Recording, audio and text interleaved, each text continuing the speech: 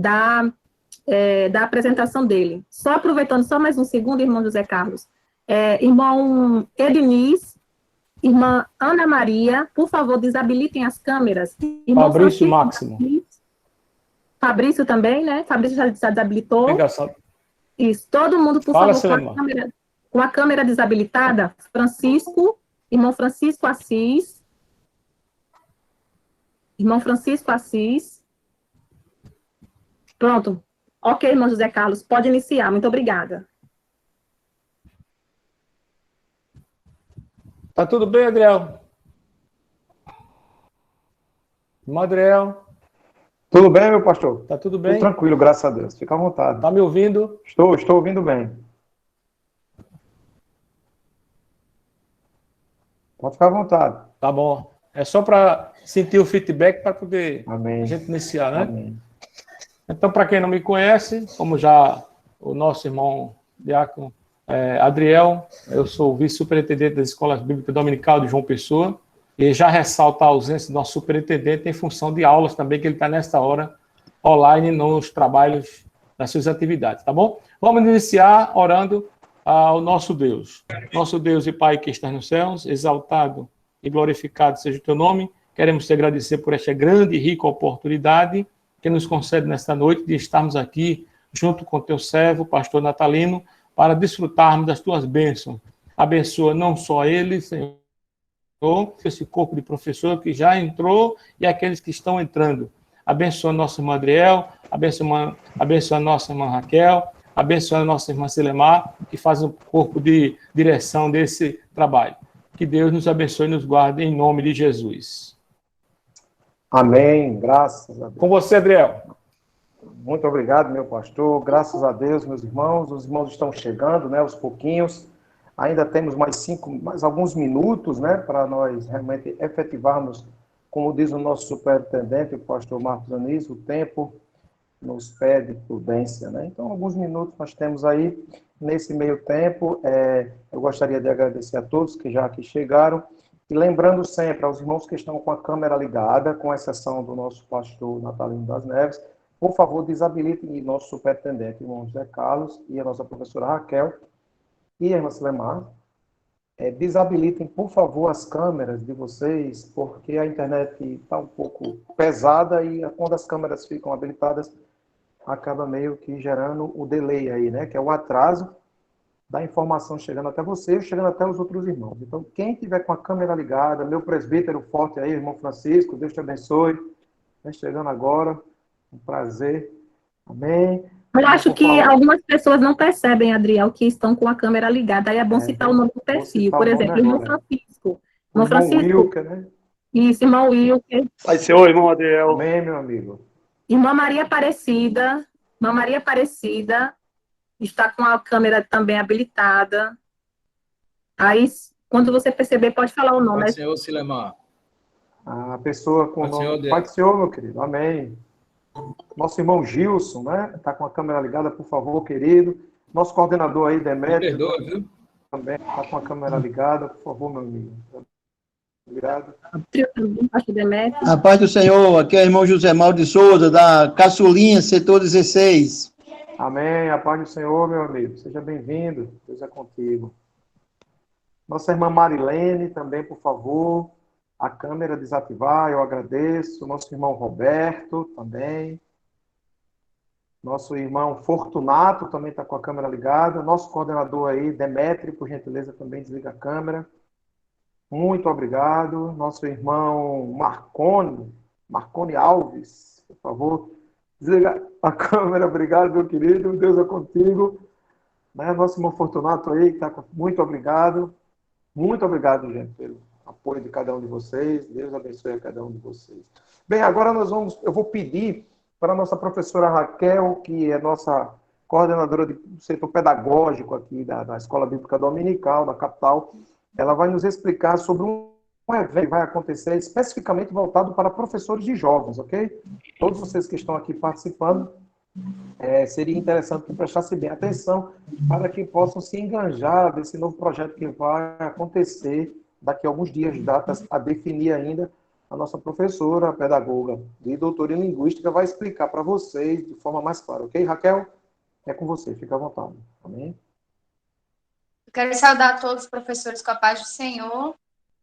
Quero cumprimentar e também saudar com a paz do Senhor a superintendência, né? Nosso mediador, Amém.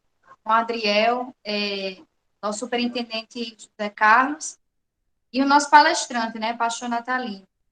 Bom, gente, Amém, eu estou aqui irmã. para falar para vocês sobre o nosso projeto Professores Conectados, tá? Nesse projeto, desculpa, Professores Conectados é o de hoje, desculpa, nosso polo pedagógico, tá? Nosso polo pedagógico funciona da seguinte maneira. Nós temos 3 encontros, tá certo? No ano de 2019, 2020, nós iniciamos esse polo com aulas presenciais. Nós reuníamos através dos polos, no caso dos setores, né? Juntávamos alguns setores e fazíamos essas aulas, né? Esse momento com os professores de forma presencial. Com a pandemia, a necessidade de reformulação, nós sentamos junto com a coordenação pedagógica, nossa irmã Silemar, alguns professores que faziam parte, e resolvemos fazer o polo pedagógico da mesma forma como é feito Professores Conectados, né, de forma online. E, graças a Deus, nós conseguimos fazer. Ano passado, nós enfatizamos a classe de discipulando, tá? Que era uma classe que precisava de um apoio maior, E este ano, enfatizar a sala de jovens. Então, você que é professor juvenis, de jovens e de adolescentes, está convidado a participar conosco desse polo. E como é que funciona? Que polo é esse?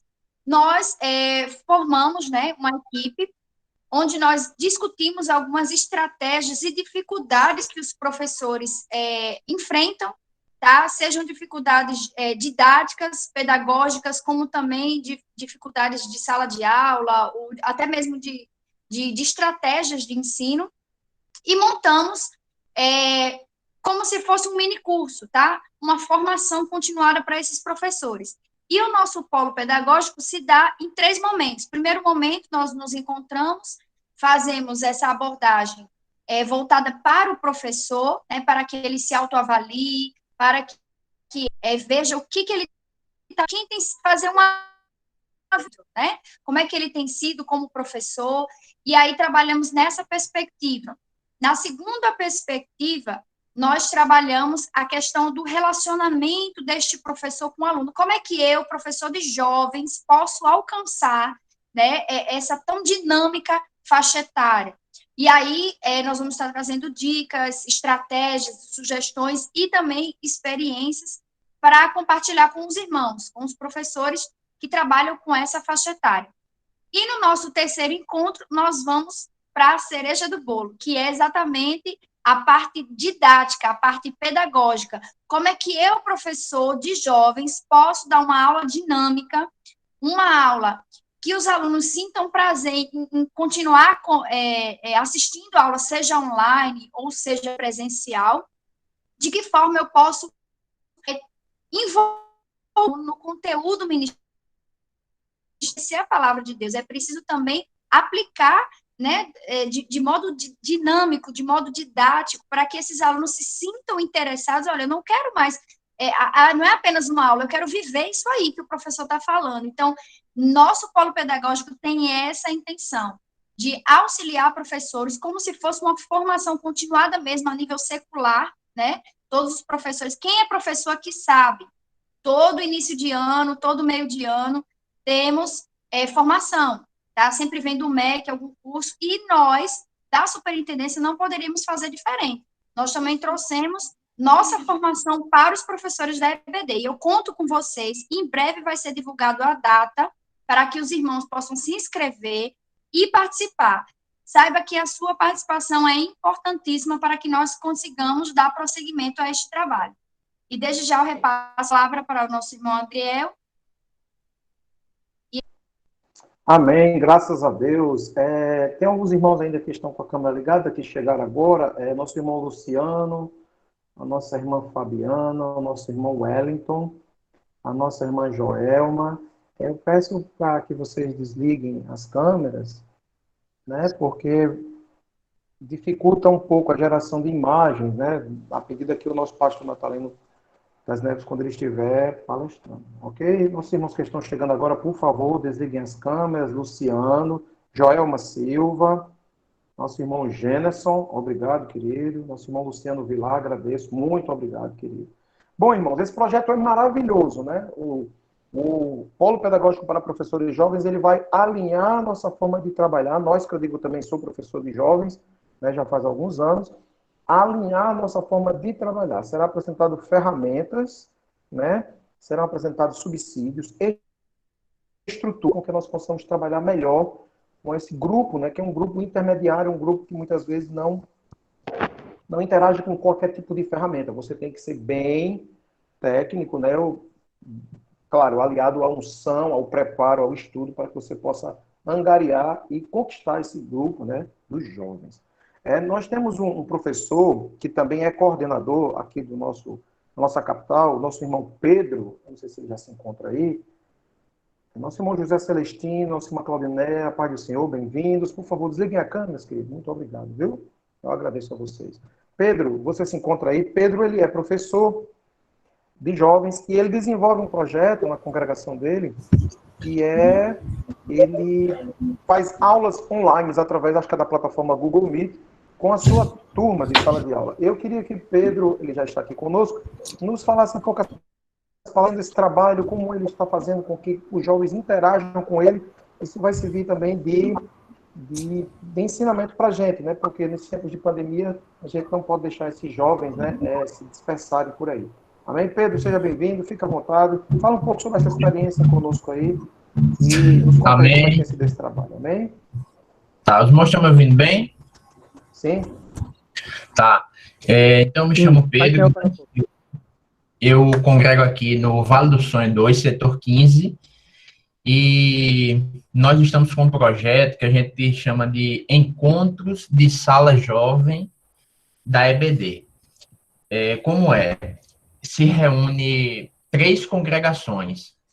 Agora, Vale do Sonho, Moção Magno e Cidade Maravilhosa.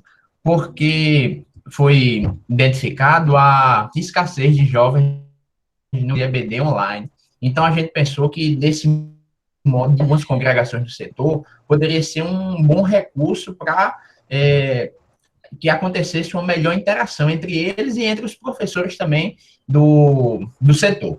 Então, sobre as estratégias para convidar os jovens, nós criamos o banner de publicação. Então, é um recurso visual muito importante, né? Criar um bannerzinho para poder ser feita a divulgação. A partir da sexta-feira, a gente já começa a divulgar nas nossas redes sociais, nos grupos das congregações, para que os jovens já vão se preparando para estarem no dia. Se for necessário, a gente faz o convite particular também, porque tem aquele jovem que a gente observa que isso faz mais pontual. Então, a gente entra no privado dele e conversa, ou por meio de ligações. Então, unimos, né, algumas classes do setor como estratégia também para convidar os jovens e entregamos algumas tarefas para que eles se responsabilizem, para que na próxima aula eles nos entreguem a tarefa proposta. Então, um modo também de fazê-los responsáveis nesse processo de ensino-aprendizagem. Quanto às ferramentas utilizadas, nós utilizamos o Google Meet como a plataforma de sala, né? O Kahoot nós utilizamos, que é um aplicativo de game. Geralmente a gente utiliza para fazer perguntas, a gente disponibiliza o link e os alunos respondem de forma gamificada, né, esse jogo das perguntas referentes à escola bíblica. E como ferramenta utilizadas ainda, o slide é primordial para as aulas online, porque, além da fala, tem um recurso visual que afunila mais a atenção. No dia que a gente dá aula, alguns pontos mais importantes seria explanar algumas informações para além da lição. Então, se já era necessário no ensino presencial, agora se faz mais necessário ainda, para além da lição, porque muitos estudam em casa, então não tem graça chegar lá e ser só uma reprodução daquilo que eles já leram ou estudaram. Convidar alguns jovens para explanarem tópicos da lição tem sido uma metodologia também muito pertinente, sendo de surpresa ou planejado previamente. Às vezes, na hora da aula, a gente diz, fulano de tal tem a oportunidade de nos trazer uma pequena reflexão sobre tal tópico. Então, eles já se sentem preparados e convidados a estudarem, né? E a apresentação de assuntos que enriquecem a aula por eles, paralelos à aula, ao que a lição traz, por exemplo, e essa avaliação gamificada que eu já citei. E, por fim, falando dos desafios, eu trago não saber o nível de satisfação do aluno por não conseguir vê-lo. Então, às vezes, diferente dessa reunião, desse encontro, na aula é importante que todos estejam com as câmeras ligadas, na medida do possível, né? Se a internet ajudar, para que a gente consiga ver no olho como está sendo a satisfação do aluno quanto à aula. E isso tem sido um desafio. Outro desafio é a presença e participação dos jovens nas aulas, porque às vezes eles recusam a chamada, às vezes tem outros compromissos, né, que vão surgindo e acaba se evadindo do espaço da sala de aula online. E a própria participação, mantém a câmera desligada, não conversa, não fala no chat, então a gente sente essa dificuldade. O desestímulo também para a aquisição das lições. Muitos não querem comprar porque, não vai ter lição presencial, é tudo online, eu não vou comprar lição, então é algo que a gente precisa ficar sempre frisando. A importância, né, de ter o currículo acessível em casa. E mudanças bruscas nas formas de ensino para manter a aula interessante. É o último ponto, e eu encerro aqui, porque nós temos que nos refazer a cada dia, que é totalmente diferente o modelo online do modelo presencial. Então, o professor, cabe a ele buscando essa renovação pedagógica, digamos assim, para que atenda aos interesses dos alunos. Então, é isso, Madrel. Obrigado, essa é a minha percepção, né, desse novo formato de aula. De algum modo, possa ter contribuído com os irmãos. Qualquer dúvida, depois, irmãos procuram sobre alguma palavra ou algum aplicativo, né, para utilização, estamos à disposição. Muito obrigado. Amém, graças a Deus. Que trabalho maravilhoso, né, irmãos? Os irmãos conseguiram entender aí. Nosso irmão Pedro, que também é coordenador, juntamente comigo aqui na capital, nós somos 16 setores, né? Cada setor, na medida do possível, tem 2 a 3 coordenadores. Nosso irmão Pedro está lá no setor 16.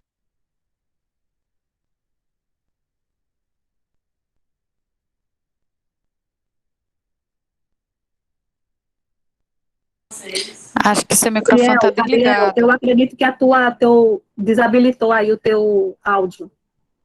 Enquanto o irmão Adriel habilita aí o áudio, eu gostaria de pedir para quem entrou na sala agora, que não ouviu o nosso recadinho inicial, professor Arimateia, professor José Barbalho, irmã Maria do Carmo, irmão Marconi Caetano, que desabilitem suas câmeras, por gentileza. Nós pedimos isso para melhorar a conexão para todo mundo, tá certo?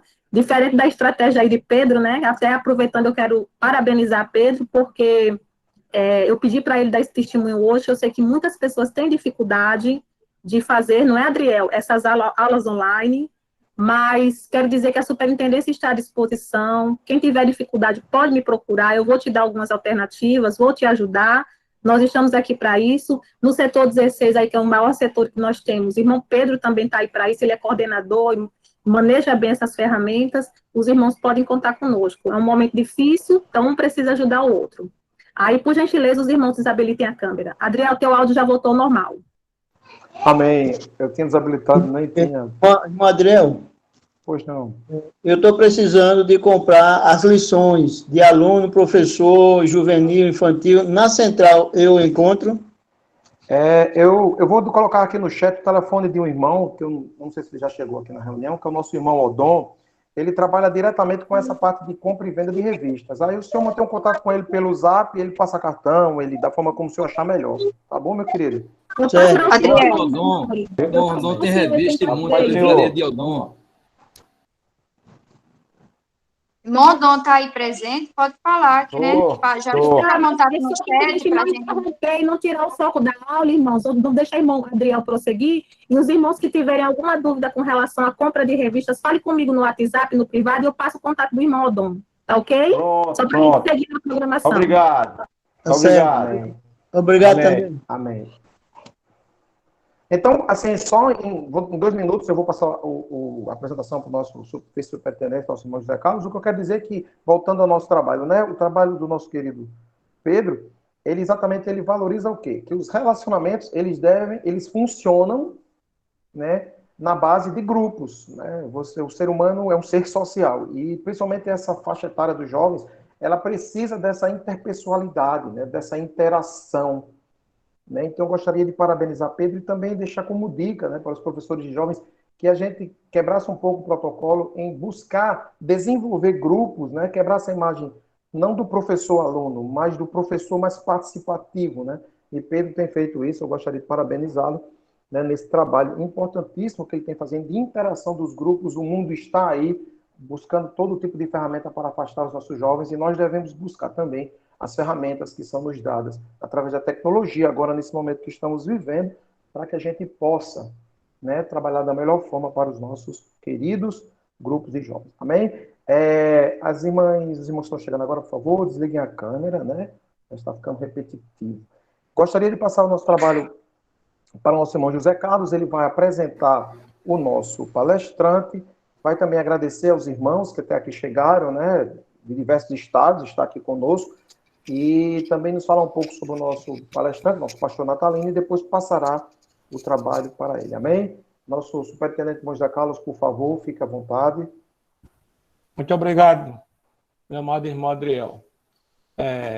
Assim como todos falaram, parabenizar o irmão Pedro, para que os outros irmãos também possam ter essa mesma condição de fazer as aulas para seus alunos, tá bom?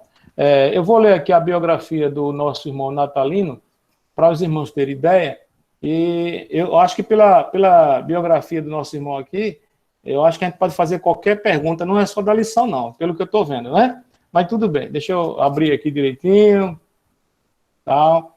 Natalino das Neves é pastor auxiliar da Igreja Evangélica Assembleia de Deus em Curitiba, membro da Convenção das Igrejas Assembleia de Deus do Estado do Paraná, que é a CIADEP, e da Convenção Geral da Assembleia de Deus do Brasil, que é a CGADB. Doutor e mestre em Teologia pela Universidade Católica do Paraná, que é a PUC, em pós-doutorado em Teologia, na linha de pesquisa exegese e Teologia Bíblica, bacharel em Teologia pela Faculdade de Batista do Paraná, com ênfase também em exegese do grego e hebraico, né? Mestre em Teologia pela Universidade Tecnológica Federal do Paraná, que é o TFPR, especialista em planejamento, olha o que eu estou falando, né?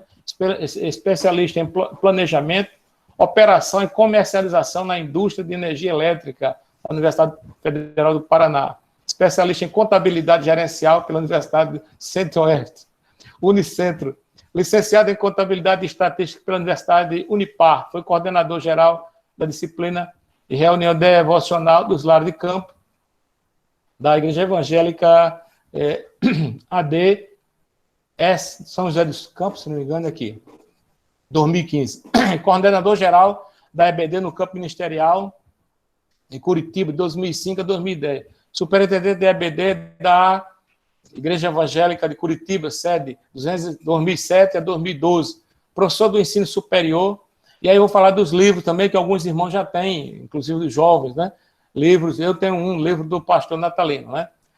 Justiça e Graça, um estudo da doutrina de salvação, na Carta aos Romanos.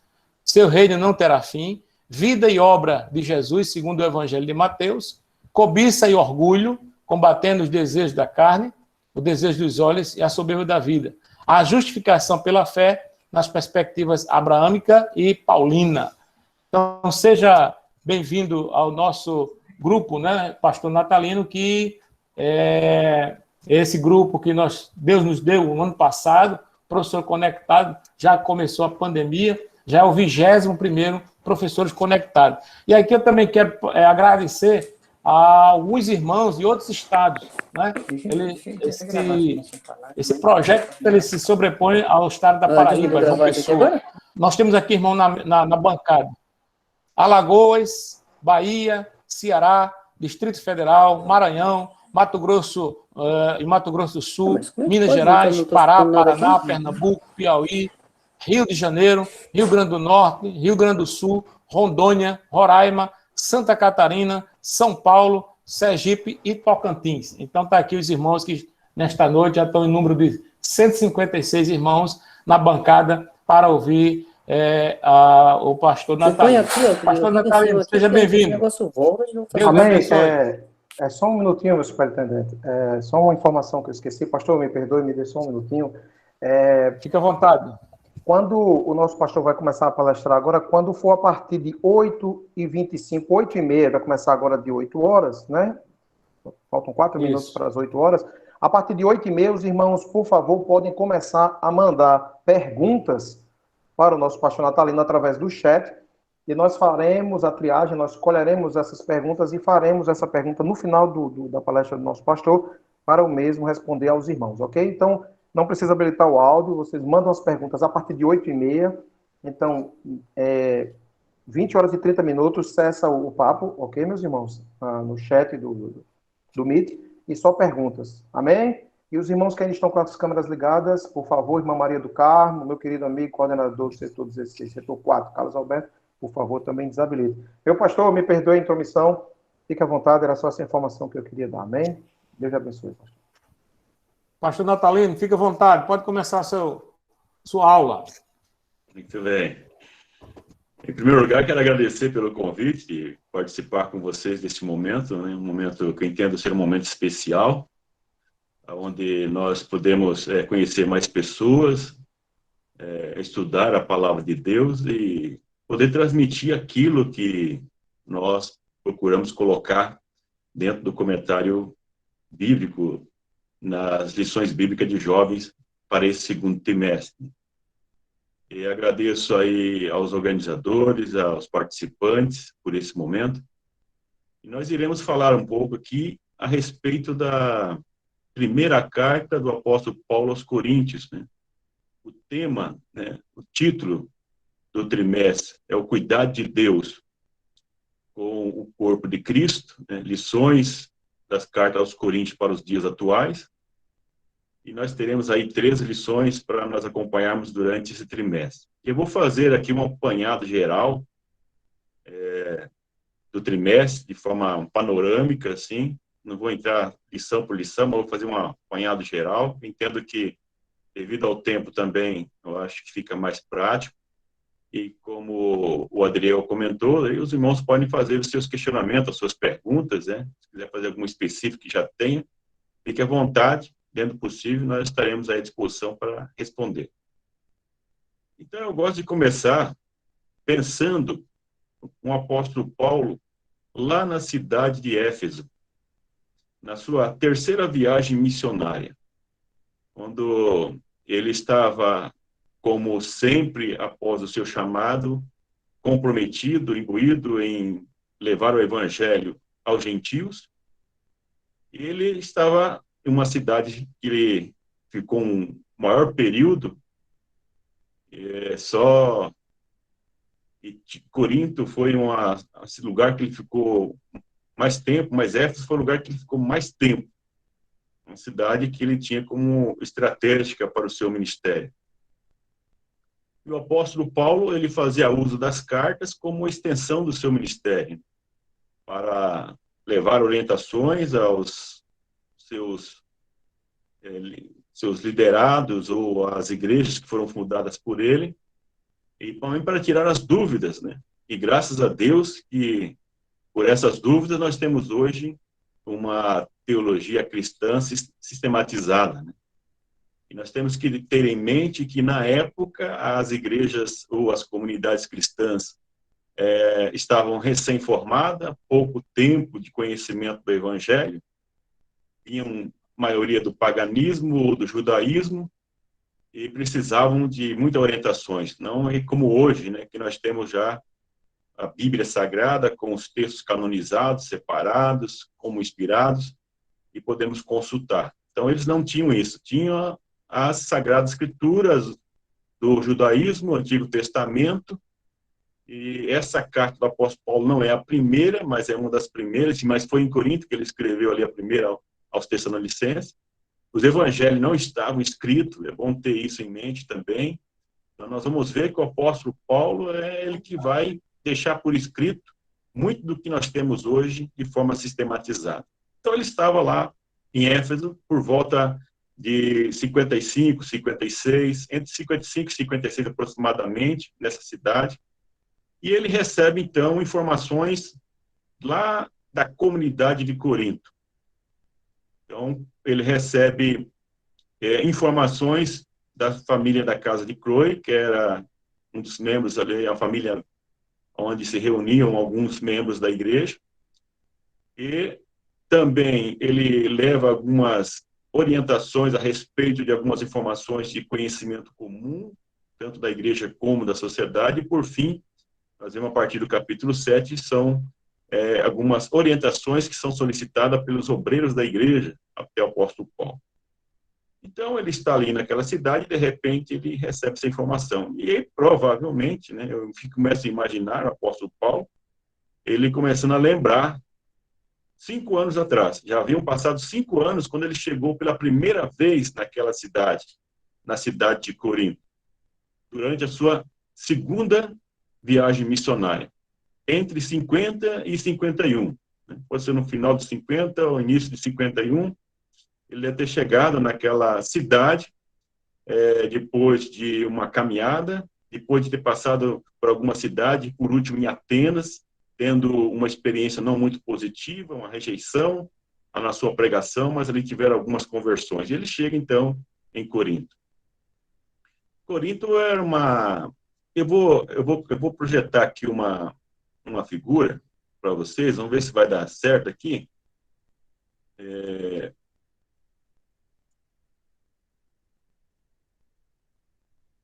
Fica mais fácil, vocês estão vendo aqui, né? Então, nós temos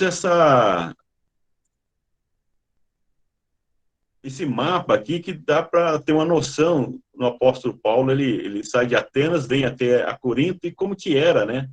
Essa região, né, que era uma faixa de terra que era cercada pelo mar, né? Era uma faixa de terra, e aqui é chamado Y, né? E aqui, na sequência, eu vou deixar essa figura aqui para explicar para vocês. Nós vemos que hoje, lá em Corinto, existe esse canal, né? Tem esse canal aqui que passam navios grandes, né? Corta a cidade aqui e passa de um lugar para o outro do mar.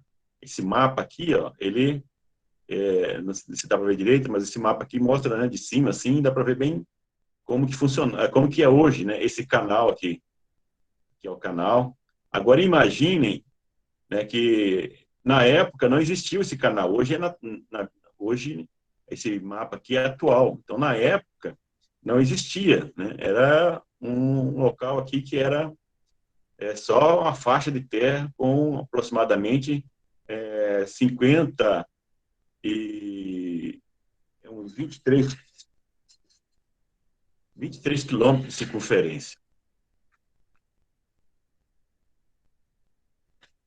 Então, estou fechando aqui também para não...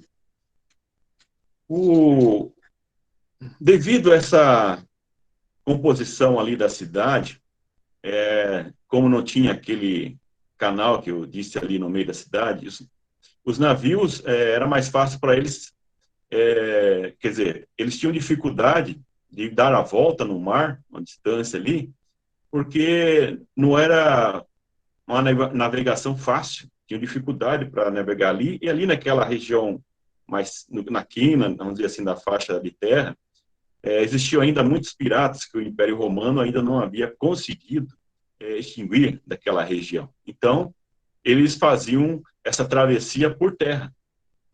Então, os navios que chegavam de um lado, eles teriam que ser descarregados e levados para o outro lado do outro lado da terra para carregar outros no outro porto. Então, ela tinha 2 portos naquela cidade. Por isso, uma cidade que o comércio era muito forte. E precisava também de uma força de trabalho. Era a força de trabalho escravo. Por isso que aquela cidade, mais de 2/3 da população era composta de escravos e trabalhadores braçais. Então, eles acabavam carregando, descarregando e carregando, levando para o outro lado. E também, embarcações menores, eles passavam em roliços de madeira, de um lado para o outro. Então, movimentava, os 2 portos, movimentava a cidade. Aquela cidade é onde tinha aproximadamente 23 templos religiosos, onde as pessoas das mais variadas crenças ofereciam ali, cultuavam os seus deuses. Destacam-se 2 templos entre eles, né? Um de Apolo, que era o deus da música, o deus da estética e assim por diante, do corpo, e, em especial, a deusa Afrodite, né, para os gregos, e Vênus para os romanos. Era a mesma deusa, só mudava o nome. E que era considerada a deusa do amor e que tinha várias sacerdotisas cultuais que participavam desses rituais de adoração, onde o próprio ato sexual, o relacionamento sexual, fazia parte do ritual. Então, o relacionamento sexual já era o ritual de adoração à deusa do amor. Então, vocês imaginem, tem alguns autores que colocam que tinha mais de 1000 sacerdotisas cultuais naquela cidade. Então, os teólogos mais críticos, eles entendem que é impossível, apesar daquela cidade, na época, ter mais de 400 mil habitantes, mas era um número muito acentuado. Mas certo que tinham várias dessas prostitutas cultuais. E essas prostitutas cultuais, elas eram respeitadas pela sociedade. Portanto, que nos lugares públicos, elas tinham lugares de destaque, preparados, separados para elas, tratados como se fossem autoridades. Então, para vocês verem a influência, né, que tinha essa deusa ou os rituais de adoração a essa deusa naquela sociedade. E com isso, a imoralidade sexual era acentuada naquela sociedade, era tido como comum. Então, as pessoas faziam isso como fazendo parte da sua própria religião, da sua fé, e era entendido como algo normal. Então, vocês imaginem isso influenciando aquela cidade, e nós vamos ver que isso depois vai influenciar também a própria comunidade cristã, a igreja em Corinto, né? Por isso que eu estou falando isso para vocês, né? Então, nessa cidade também existiam muitas pessoas que vinham de muitas regiões, como os filósofos, os sofistas, que eram aqueles que eram tidos como os filósofos profissionais, em que transmitiam conhecimento, mas sempre visando ter uma vantagem em relação a isso. Tem as religiões mistéricas, que também, com base no conhecimento, eles também passavam alguns conhecimentos, mas outros conhecimentos eram tidos como conhecimentos especiais, que somente alguns poderiam ter, e faziam, assim, alguns mistérios, né, nesse sentido, e também alguns movimentos também religiosos, nessas religiões mistéricas, em relação ao êxtase, né, onde as pessoas se comportavam em adoração aos deuses, e como se saísse de si mesmo, né, e nessas adorações. E com relação a essa influência grega, isso é importante quando nós vamos estudar a carta aos Coríntios, entender esses 3 pensamentos. Em primeiro lugar, os dos gregos, em que valorizavam demais, né, a questão do conhecimento, mas um conhecimento que não era um conhecimento comum a todos, era um conhecimento destinado a alguns privilegiados. Por quê? Porque na sociedade grega existia uma pequena elite, aqueles outros que são livres, talvez outrora escravos, que conquistaram a sua liberdade como livres, mas a grande maioria eram escravos. E os escravos, eles eram considerados instrumento de trabalho. A escravidão sempre existiu, nós vemos nos textos bíblicos, né, no Antigo Testamento, mas os gregos, eles implementaram o modo de produção escravista, ou seja, onde o escravo não era mais aquele escravo que atendia a subsistência, né, das famílias ricas, mas eles também tinham que produzir em excesso para as exportações e assim por diante. Houve um incentivo à comercialização, e com isso, a necessidade de uma produção excessiva, né, e para essa comercialização. E quem que produzia? Os escravos. Então, os escravos eram considerados como um instrumento de trabalho, não como pessoas, né? Eles acabavam tirando a própria dignidade dos seres humanos. Eu, no meu doutorado, eu trabalhei com o livro de Joel, e eu escrevo no meu livro o status socioeconômico, né, do livro de Joel, e Apocalipse do livro de Joel.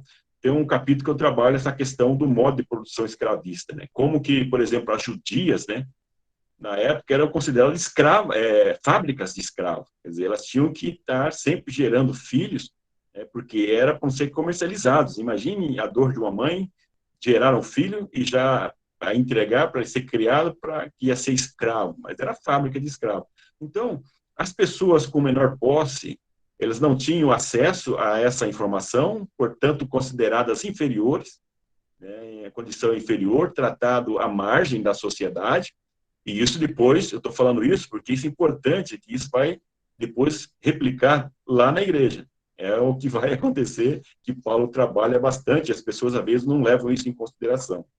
Aí tem também o pensamento romano, né, que deram continuidade a esse modo de produção escravista grego, mas acentuaram ainda mais a crueldade, porque em relação à questão bélica, eles eram muito mais cruéis, dominadores, e eles agiam com menos, como posso dizer, menos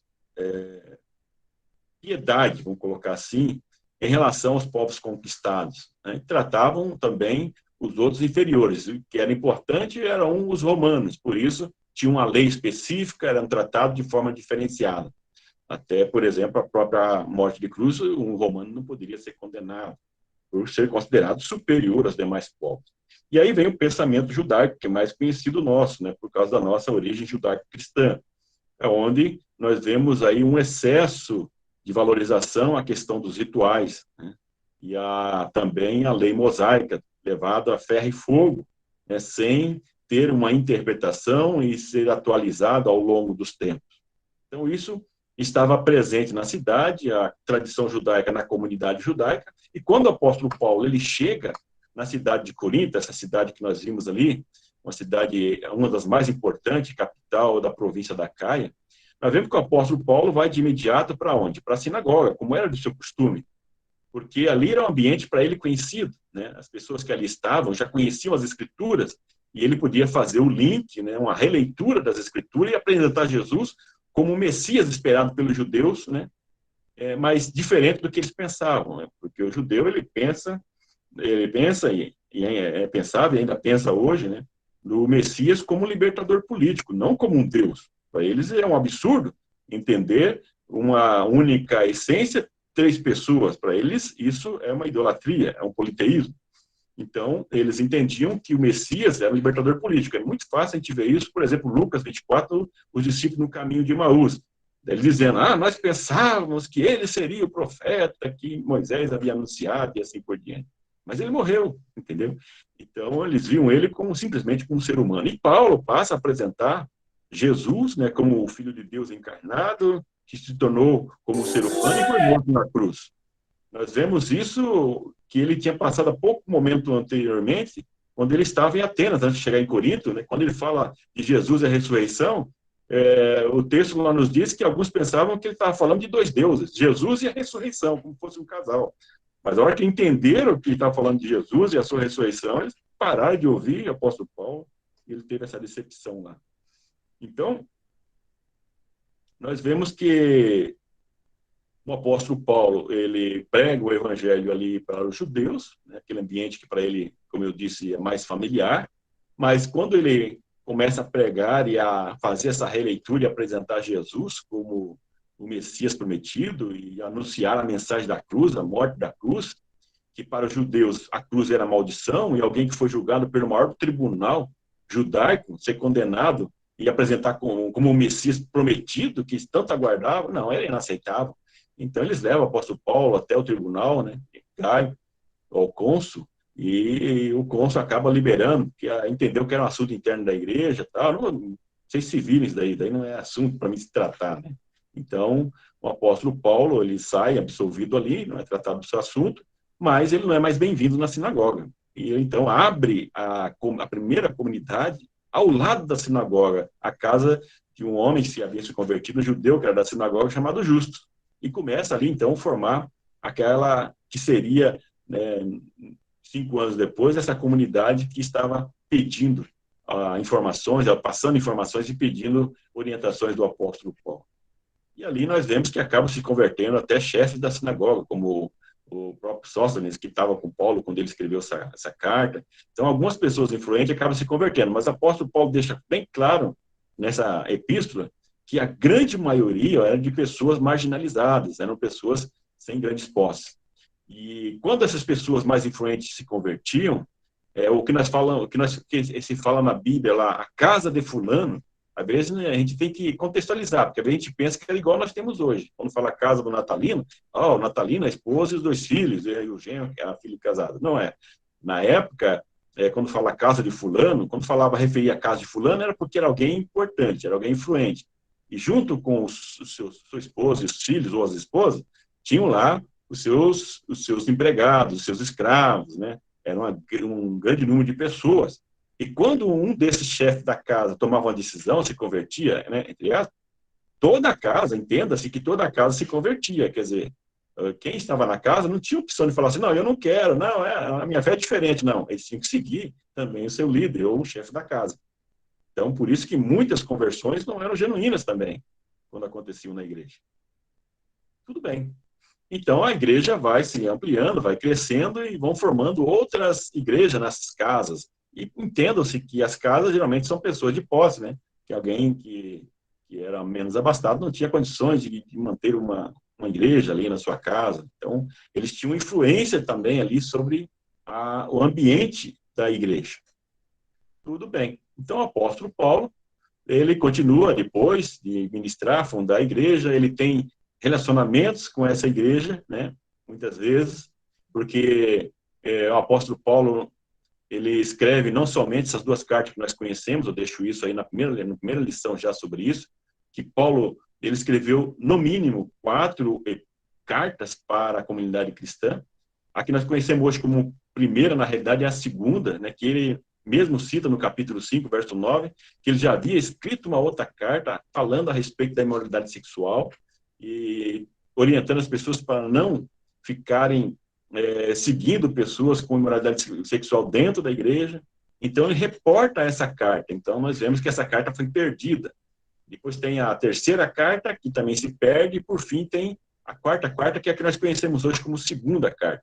Então, essas tensões, conflitos que existiam na igreja em Corinto, gerou uma série de cartas entre o apóstolo Paulo e essa comunidade. Paulo mandou Timóteo, mandou Tito já a essa comunidade enquanto ele estava ainda na sua segunda viagem missionária, na terceira viagem missionária.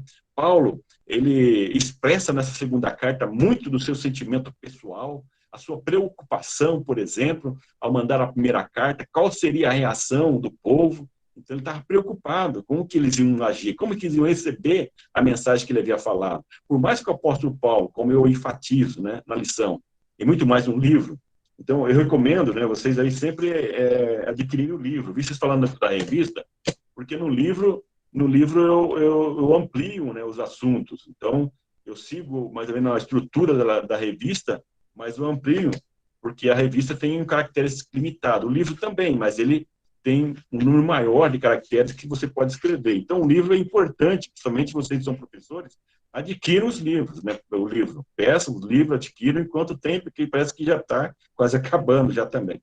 Mas esse livro vai dar subsídios para você elaborar, informações adicionais que não tem na revista. Muitas coisas que eu estou falando aqui estão no livro, não está na revista porque não tem como detalhar. Então, geraram várias cartas, essa interação, essa comunicação do apóstolo Paulo com a comunidade de Corinto. Mas nessa primeira carta, então, nós vemos aí, em primeiro lugar, a primeira motivação da carta foi informações da família ou da casa de Chloe. Então, entenda que Chloe era uma pessoa influente, uma pessoa que tinha um poder aquisitivo significativo, e tinha muitas pessoas ali ao seu serviço. E umas pessoas, provavelmente orientadas por ela, foi até o apóstolo Paulo e disse, olha, está acontecendo os problemas lá em Corinto. Então, ele traz informações sobre as divisões, né, sobre os partidarismos, os grupos rivais que são criados, né, como aqueles grupos que dizem assim, eu sou de Paulo, eu sou de Cristo, eu sou de Apolo, né, eu sou de Pedro. E eu detalho aí também na revista, um pouco mais no livro, assim, como seriam as características desse grupo, Paulo, os primeiros fundadores, né, Pedro, aqueles que vieram do judaísmo, né, Apolo, aqueles que tinham mais uma ligação com o pensamento grego, e Jesus, aquele que se achavam santarrões demais, né? Então, coloca-se a diferenciação desse grupo. Vão se formando, vão se dividindo e vão criando divisões lá na comunidade. E o apóstolo Paulo vai escrever a carta, os 4 primeiros capítulos, tratar desse assunto. Ele inicia de uma forma amorosa, né? Ele fala de assunto difícil, mas vemos que ele sempre, antes de falar, de criticar ou trazer o assunto que tem o problema, ele acaba elogiando, porque, afinal de contas, aquelas pessoas se converteram, tiveram uma experiência com Cristo através da sua pregação. Paulo amava muito aqueles membros, mas ele tinha que tratar, ele tinha que lidar com aquela situação. Se ele não fizesse, se ele não tratasse do assunto, ia de mal a pior. Então, ele estava o quê? Preocupado com o reino de Deus. E ele, então, passava, assim, as orientações, exortações, mas antes ele vai elogiando, né? Dando graça pela aquela comunidade, pela conversão deles e pelo trabalho que eles estavam realizando. Mas o apóstolo Paulo, ele trata de forma incisiva aí com relação a esses partidarismos, que em todos, o que mais provocava era a falta de amor, era essa diferença, né, tanto que se apegavam às lideranças, a questão da classe social, essa questão das pessoas que se achavam mais inteligente ou mais poderoso do que os outros por causa do seu conhecimento, né? Que era um conhecimento privilegiado para eles, não para todos. Então, o apóstolo Paulo, quando ele funda a igreja, ele ensina o quê? Ele ensina o modelo diaconal de Cristo, que Cristo trouxe, né? Do serviço, né? De servir, que Jesus disse que não veio para ser servido, mas para servir. Num livro Cobiça e Orgulho, eu tenho uma lição que eu finalizo quando trato da questão do dinheiro, sexo e poder, mas no último, sobre poder, a última lição, eu trago a questão do lava-pés. Foi o último exemplo de Jesus, né? Na última refeição com o seu discípulo, foi o lava-pés, demonstrando ali, ele se colocando no lugar daqueles mais desprezíveis, né? O serviço mais desprezível da época era lavar os pés.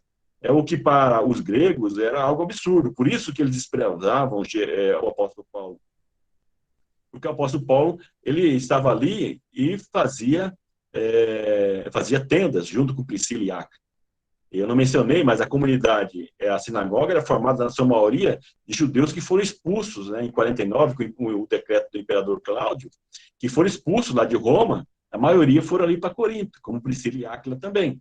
E ele trabalhava. No capítulo 4, se vocês olharem ali, capítulo 4, tem um versículo que, eu vou até citar aqui o versículo, e Paulo, ele fala de uma forma, assim, que ele fala que quando ele esteve lá em Corinto, ele foi tratado de uma forma, ele chega e fala assim, quando estivemos, nós somos blasfemados e rogamos, até o presente, temos chegado a ser como o lixo deste mundo e como a escória de todos.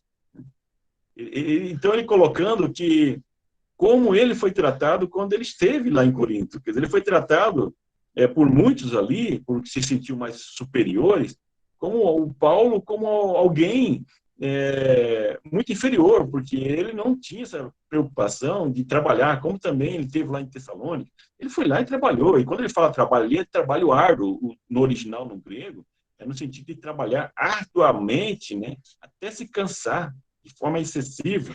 Então, ele trabalhava para se manter, porque eles não cuidavam dele. Então, ele coloca isso no capítulo 4, sobre isso. Então, o apóstolo Paulo traz essas orientações para esses que estavam causando divisão.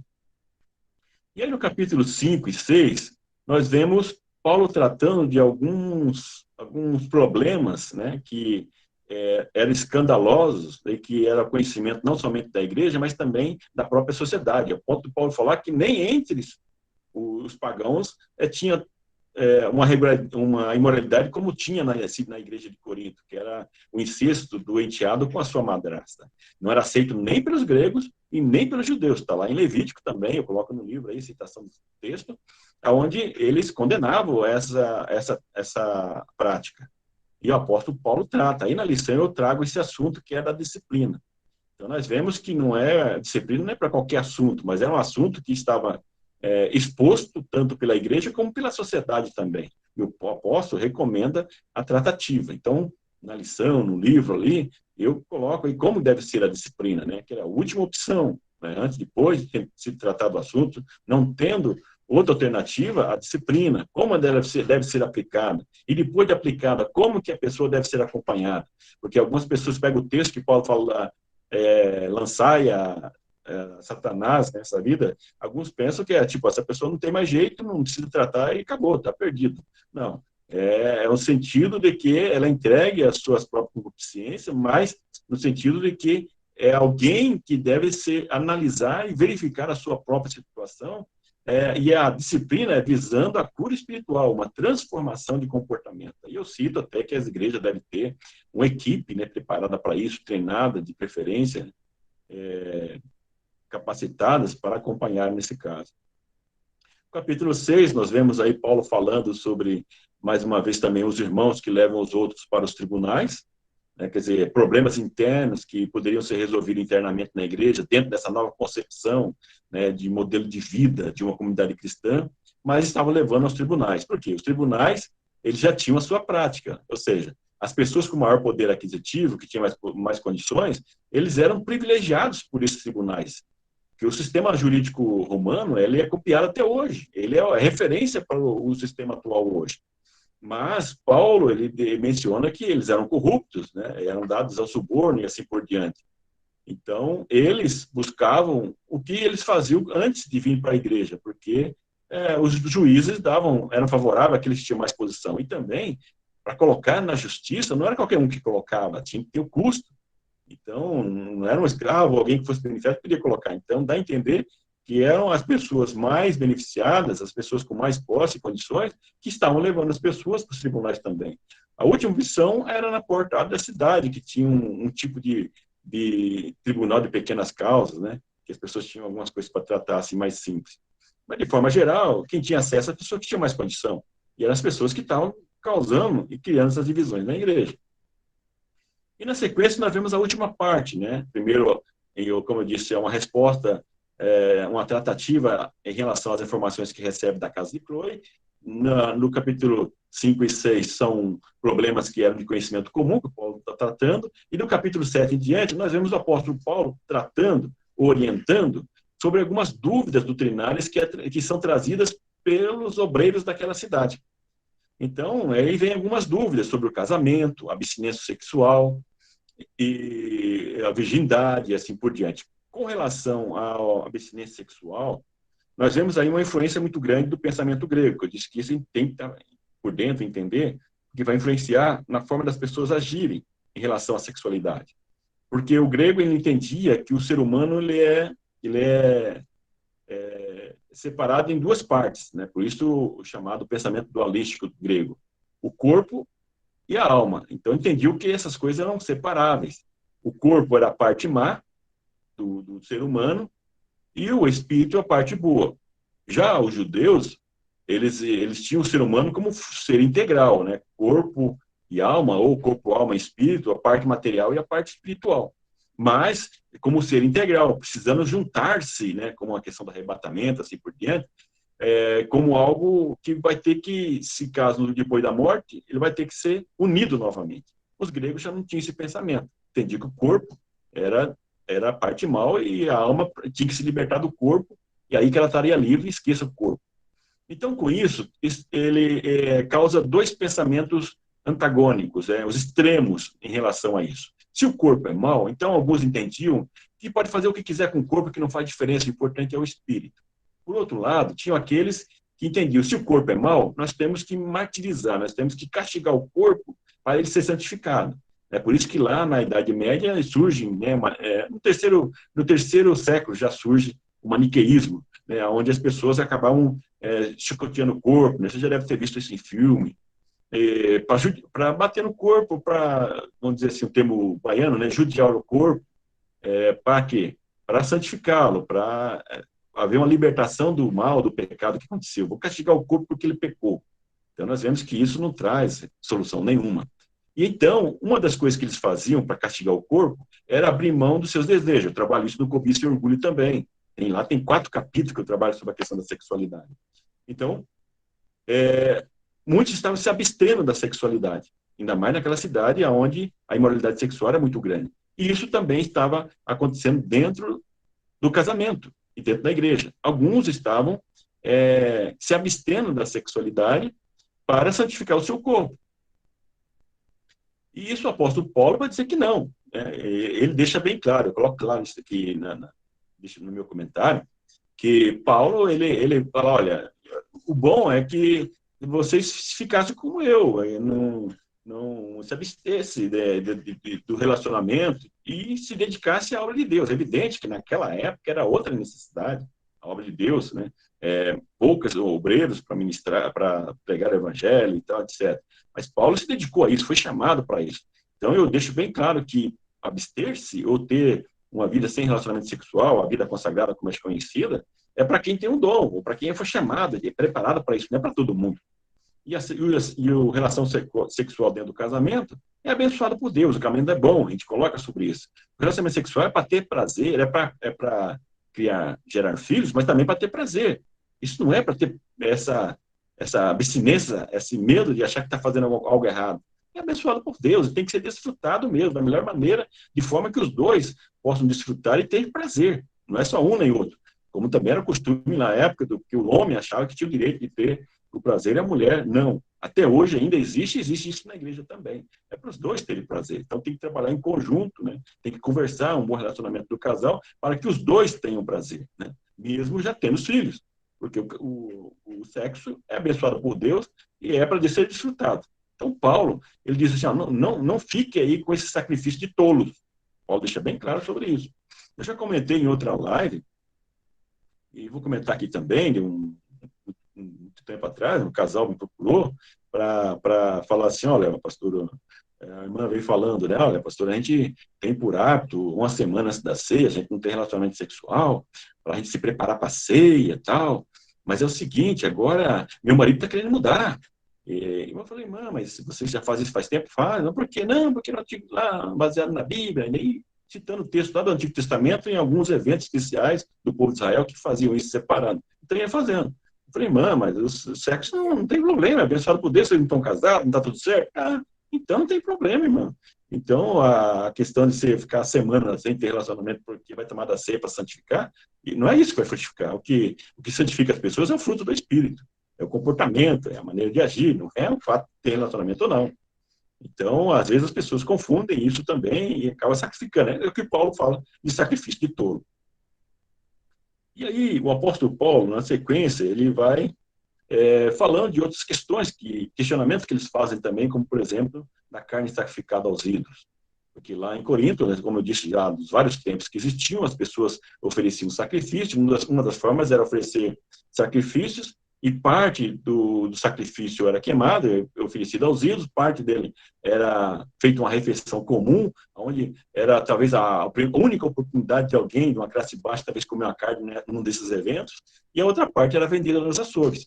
Então, o capítulo 8 e o capítulo 10, o apóstolo Paulo trata sobre isso. É interessante que o apóstolo Paulo ele chama de fortes as pessoas que têm consciência que só existe um Deus, não existe outro Deus, então essa carne que é sacrificada não tem problema nenhum, mas e ele chama de fraco aqueles que, por causa da consciência, né, em especial aqueles de origem judaica, que não comiam carne sacrificada.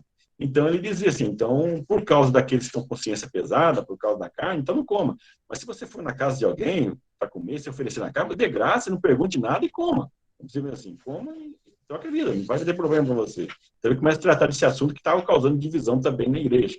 Então nós vemos que essa mudança de comportamento da carne vai impactar, que eu coloco no livro aí também, uma pesquisa, que um governador que anos depois, da época que foi escrita essa carta, estava falando de uma repreensão com a comunidade cristã, porque devido a essa abstenção ou a não participação dos cristãos na compra da carne tinha diminuído o movimento, e o açougue e a carne movimentavam aquela cidade, era forte para a economia. Né? Não, então, só para adiantar aí por causa do tempo, também, que é 2035, então, outro questionamento que ele fez também, nós vemos aí a questão da Santa Ceia, né? Que onde existiu também a reunião ágape, que era parecida com essa reunião em comum, refeição em comum, que também tinham na cidade, eles na igreja também tinham essa refeição em comum, e com o tempo vai aderindo junto com a ceia. E ali o apóstolo Paulo, ele disse que as pessoas, uns chegavam primeiro, não esperavam os outros, e comiam, e separavam a comida dos outros, né? Quer dizer, as pessoas que tinham melhor comida, comiam, não esperavam pelos outros, não repartiam, e as pessoas, muitos não tinham, iam para as reuniões, mas não traziam, porque não tinham mesmo, né? A pessoa muito fraca, não tinha, outros tinham, mas era mais simples. É como se hoje fazem, o pessoal fala assim, vamos fazer um negócio aí, cada um traz um pouco, todo mundo come, né? Coloca tudo junto e come, não é separado. Então, chega ao ponto do apóstolo Paulo dizer assim, enquanto alguns embebedam, quer dizer, estavam bebendo vinho, bebida alcoólica lá mesmo, que era costume daquela cidade também, estava influenciando na igreja ainda. Então, enquanto alguns comem, bebem, se embebedam, outros passam fome. Então, o apóstolo Paulo chama atenção por essa falta de amor, essa falta de comunhão com as pessoas com menor poder aquisitivo, com menos condições. Ele chama atenção. E Paulo, daí o capítulo, também outro texto que eu trabalho especificamente, é o capítulo 13, do Hino do Amor, porque a CPAD me orientou a não comentar de forma detalhada o capítulo 12, mas os adultos estão estudando o capítulo 12, fala sobre os dons espirituais, então uma lição complementa a outra. Mas a minha ênfase aí no capítulo 13, que fica entre o capítulo 12 e 14, que trata dos dons espirituais. Quando Paulo está no final do capítulo 12, ele fala dos dons espirituais, né, que é para o serviço, né, a excelência dos dons. Daí ele fala assim, mas agora eu vou falar de um caminho mais excelente. E daí ele fala do amor, que é o poema, ou também conhecido o Hino do Amor, né, do capítulo 13. Então, para deixar bem claro que não vale nada as pessoas se esforçarem, fazer as coisas sem amor.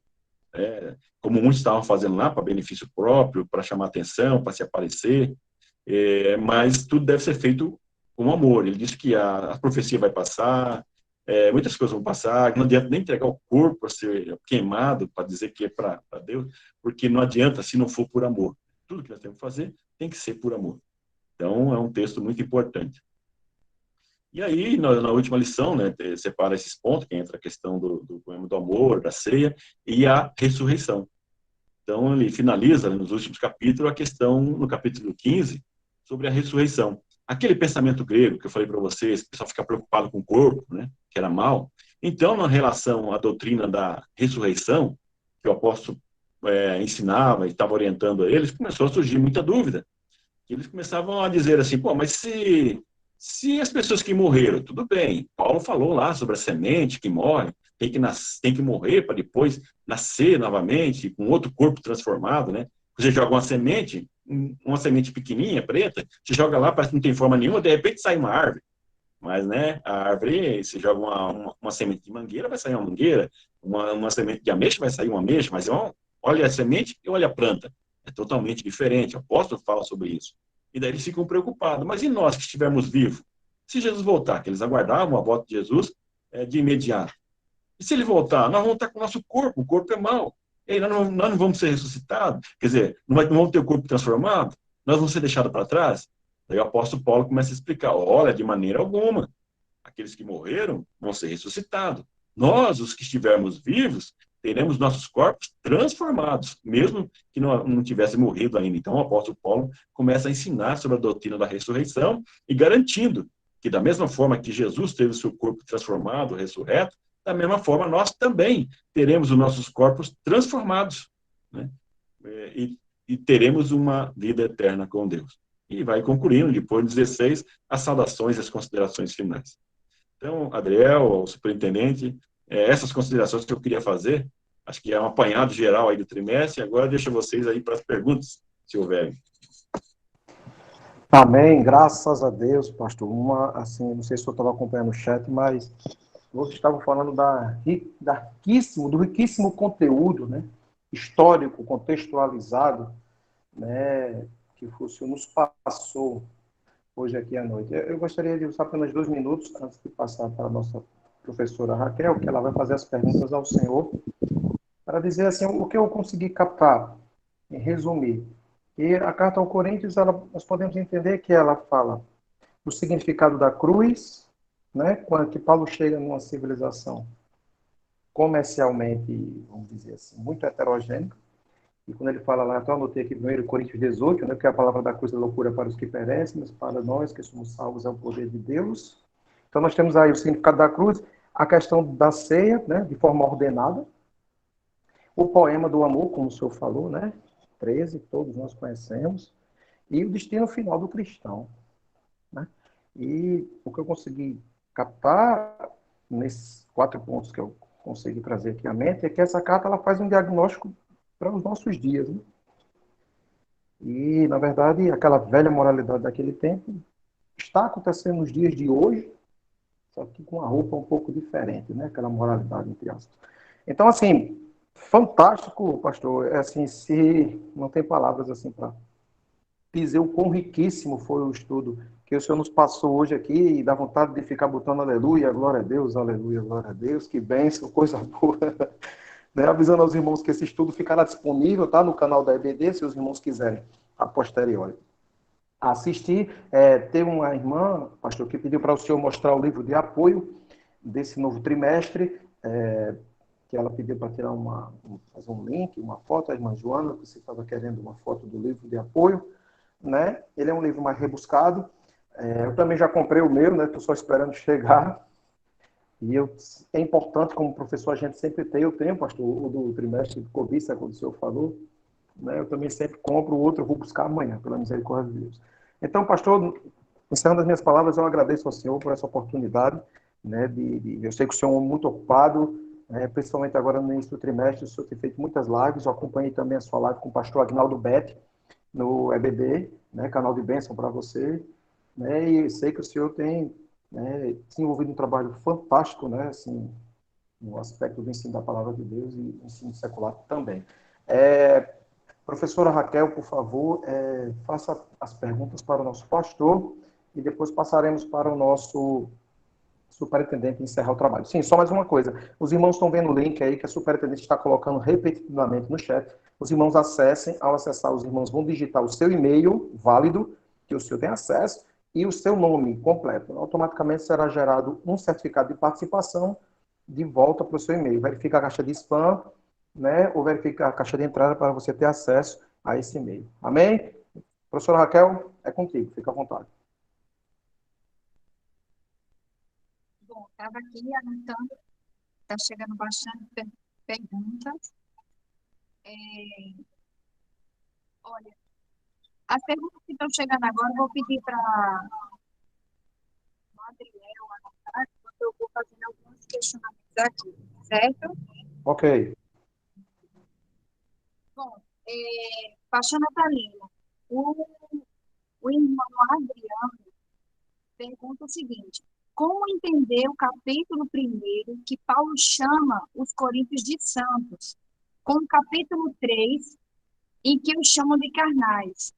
Eles eram santos ou carnais? Ou as duas coisas ao mesmo tempo? Como tirar essa dúvida? Na realidade, eles eram os dois ao mesmo tempo, vamos dizer assim, né?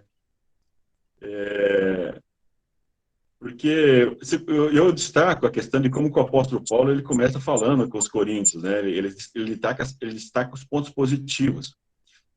Mas eu no comentário, eu vou procurar esclarecer que o apóstolo Paulo, na realidade, quando ele chama eles de santo, ele linka a santidade deles com a fidelidade de Deus, né? Na realidade, eles não são santos porque são bons, né? Eles são santos porque é pela misericórdia e fidelidade de Deus. É igual algumas pessoas dizem que Tiago contradiz com Paulo. Quando Paulo, eu trabalho isso no livro também aqui, não está falando de livro, né, a justificação pela fé na perspectiva abraâmica e paulina. Aqui é um livro que não é livro de apoio, é um livro separado, tem quase 300 páginas, trata desse assunto. Então, Paulo e Tiago não se contradizem, porque Paulo diz assim que o crente é justificado pela fé somente, pelo sacrifício de Cristo, a mensagem da cruz que o Adriel falou, né?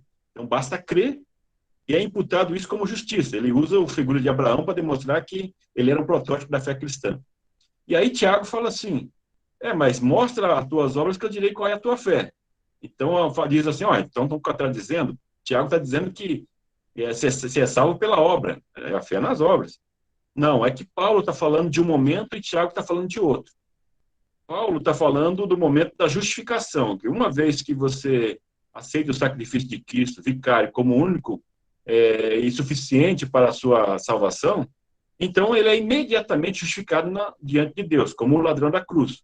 Não por seus méritos, não porque ele fez algo bom antes, mas porque ele creu e aceitou o sacrifício de Cristo. Ele é justificado imediatamente. Vamos dizer assim, ele é santificado.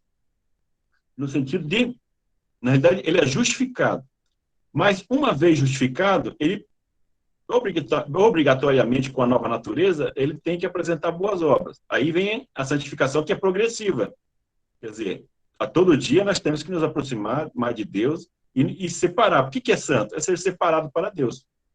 Então, tem muitas pessoas que ali estavam, que foram justificadas, eu creio, mas que ainda agiam com carnalidade. Quando Paulo fala da carnalidade, está falando lá das divisões, do partidarismo. Do capítulo 1 ao capítulo 4, qual que é a ênfase? São as divisões, os grupos rivais que se formam, como acontece na nossa igreja hoje também, os grupinhos que se formam, seguindo uma pessoa lá, as pessoas seguiam uma pessoa, um líder, porque foi batizado, se vangloriava, eu sou de fulano. Paulo deixa claro lá, eu dou graças a Deus que não batizei poucos aí. Ele fala assim, não batizei ninguém. Ele fala, batizei fulano, ciclano, fala da família de Stefano e outros. Então, as pessoas se vangloriavam por ter sido batizado por um, ou por ter sido evangelizado por outro.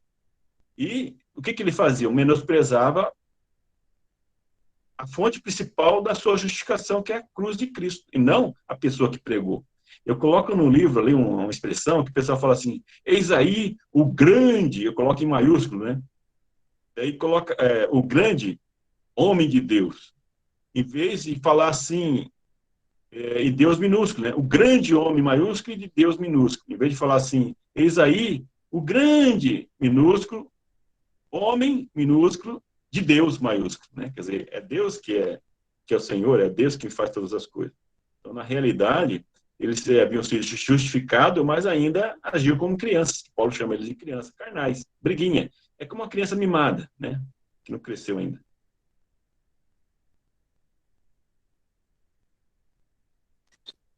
Pronto, ok.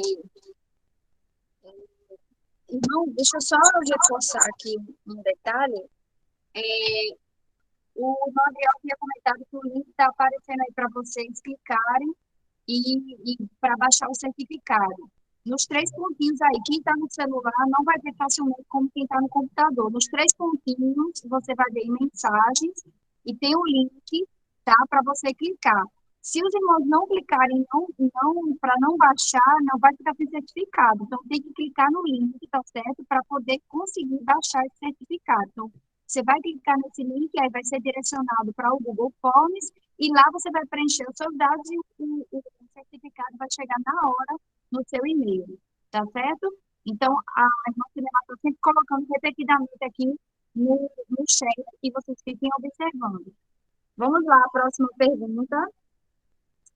Pastor Natalina, a próxima pergunta é do Denison. Diz o seguinte, em 1 Coríntios 11:32, diz que somos julgados e somos repreendidos, disciplinados pelo Senhor para não sermos condenados com o mundo.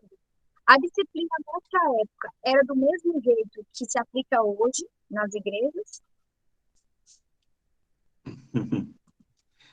Eu não tenho como dizer que seria como hoje, né? Não se tem, assim, um relato com os detalhes de como deve ser aplicado, né? Eu coloco ali até numa lição específica sobre disciplina, né? Tirando alguns textos onde o apóstolo Paulo dá a entender que a disciplina não podia ser tomada sozinho, né? Tem que ter sido um grupo, que ele fala assim, ele usa o nome de Deus, então, e pelo sacrifício de Cristo, ele coloca com uma grande responsabilidade quem faz, ou seja, para tomar essa decisão, a pessoa tem que estar bem consciente do que está fazendo e fazer a coisa certa, né? Tipo, e com mais pessoas. Eu vou detalhando isso, tem uma lição específica que eu falo sobre disciplina, sobre esse detalhe. Então, eu vou induzindo, né, a partir dos textos, quais são as partes importantes de uma disciplina, mas não o detalhe de como que era feito, a reunião, tal, não tem. Mas eu deixo claro ali alguns elementos a partir dos textos bíblicos, dizendo que a necessidade de haver um consenso, né, que Paulo diz para as pessoas, né, ter um consenso, que deve haver um acompanhamento dessas pessoas, né, que não é para ser desprezado e falar, não, você está fora, não volta mais. Então, deve existir um acompanhamento. É evidente que existe uma diferença de cultura e tal, mas a essência acho que é a mesma, entendo que é a mesma. Amém. Agora, a pergunta do irmão David ou Davi, né? Não sei. Em 1 Coríntios, capítulo 5 e o 6, existe uma passagem que Paulo instrui a igreja a tomar posição e julgar algumas situações. E existem em outros livros da Bíblia instruções para julgarmos algumas coisas que sabemos que Jesus, nos evangelhos, proíbe esse julgamento temerário. Mas muitos irmãos interpretam essa fala de Cristo como uma forma errônea, para defender uma forma profana de viver mediante essas... viver de qualquer maneira, né? E essas passagens, até que ponto nós, Igreja de Cristo, podemos julgar situações? Muito bem. Eu até coloco aí também no livro, por exemplo, que é evidente que nem todos os assuntos devem ser tratados na igreja. Tem assuntos, por exemplo, que são assuntos de crimes, né, por exemplo, que tem que ser tratado, levado à justiça, que não você pode ser penalizado também, né, que acontece dentro da igreja. Agora, tem assuntos que pode ser resolvido, né, mas é no sentido de que alguém que se sente lesado, levar até um líder e a outra parte interessada a ser chamada como testemunha e resolver. Então, deve haver um bom senso, né? Então, não são as grandes coisas, assim, no sentido que vão ser tratadas na igreja. Por exemplo, um assassinato. Não tem como resolver isso na igreja, ali está resolvido, né? Tem que levar para a justiça. Então, estou sendo, assim, extremo aí, só para dar um exemplo, né? Agora, se tem nenhum problema de um irmão que deve algo para o outro irmão, pode levar na justiça, será que não pode ser resolvido na igreja? Eu acredito que pode ser resolvido. Coisas menores, né? Levada para um líder, e o líder chamar a pessoa, testemunha, conversar, para que haja bom senso entre eles. Porque tem uns probleminhas na igreja, né? Tem uns aproveitadores, que acontece muitas vezes, e talvez com um líder, sempre conversando, resolve ali, está resolvido.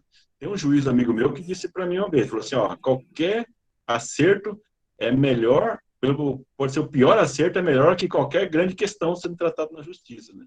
O melhor é resolver com bom senso e tocar a vida, porque as questões, quando são levadas à justiça, causam grande transtorno. Eu coloco lá como isso poderia ter causado transtorno, né? Como causou transtorno na igreja com as famílias, né? As famílias que se juntam na igreja.